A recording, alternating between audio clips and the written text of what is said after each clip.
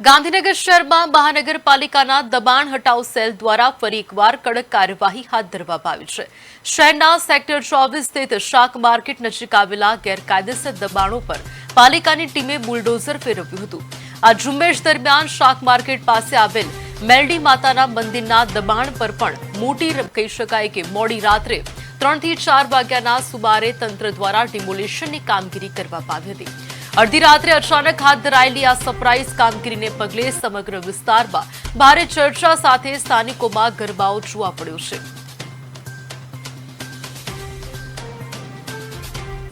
ગાંધીનગર શહેરના સેક્ટર 24 માં આવેલા શ્રીનગર શાક માર્કેટની પાછળ જે મેલડીમાનું મંદિર હતું તે વિવાદમાં હતું। ત્યારે જે આજે જે સેક્ટર 24ના તમામ મંદિરોમાં જે નોટિસ આપવામાં આવી હતી દબાણની, ત્યારે જે તમામ મંદિર તો નહીં પરંતુ જે શ્રીનગર શાક માર્કેટની પાછળ જે મેલડીમાનું મંદિર હતું તે રાત્રે 2:30 થી 3 વાગ્યાના સમયગાળામાં તોડી પાડવામાં આવ્યું હતું। હજી સુધી તેનું કાટમાળ છે જે 7 કલાક થઈ ગયા છે, પરંતુ જે નગરપાલિકાની ટ્રક અને જે જીસીબી છે તેના દ્વારા જે કાટમાળ છે તે હટાવવામાં આવી રહ્યો છે। સાથે જે પોલીસનો બંદોબસ્ત છે તે બી ગોઠવવામાં આવે છે। તેના કારણે કોઈ જે અસામાજિક તત્વો દ્વારા કોઈ અહીંયા હોબાળો કરવામાં ના આવે તેના કારણે જે પોલીસનો બંદોબસ્ત બી ગોઠવવામાં આવે છે। ત્યાં વાત કરીએ તો જે શહેરના જે સેક્ટર 24માં આવેલા તમામ જે 15 થી 20 મંદિરો છે સેક્ટર 24માં તે બધાને આજની તારીખમાં નોટિસ આપવામાં આવી હતી, પણ જે મોટામાં મોટું જે અહીંયા મેલડીમાનું મંદિર હતું તે રાત્રે તોડી પાડવામાં આવ્યું હતું। કેમેરામેન અનિલ શર્મા સાથે હું સુરક્ષા ગાંધીનગર।